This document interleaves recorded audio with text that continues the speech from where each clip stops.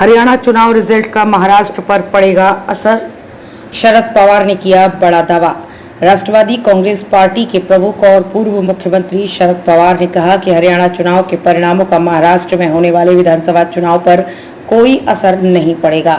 सातारा जिले के कराड़ में हरियाणा विधानसभा चुनाव में कांग्रेस की हार के बाद इंडिया गठबंधन की रणनीति के बारे में एक सवाल का जवाब देते हुए पवार ने कहा, बीजेपी की सरकार थी और वो सत्ता बरकरार रखने में कामयाब रही।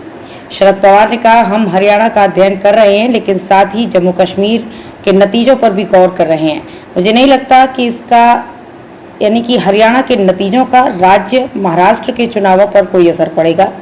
जहां तक जम्मू और कश्मीर का सवाल है तो विश्व समुदाय इस पर ज्यादा ध्यान देता है, लिहाजा जम्मू कश्मीर के नतीजे देश के लिए ज्यादा अहम हैं।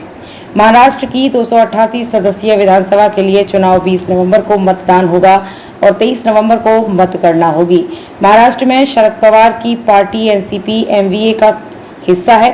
एमवीए में कांग्रेस और उद्धव ठाकरे की पार्टी शिवसेना शामिल है।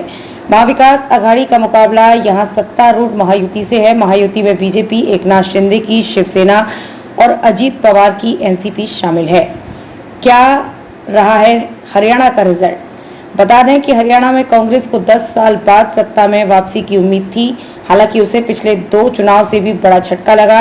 बीजेपी ने यहां की 90 सीटों में से 48 सीटों पर जीत दर्ज की, वहीं आईएनएलडी ने 2 और निर्दलीय ने 3 सीटों पर जीत दर्ज की। कांग्रेस को यहां 37 सीटें मिली।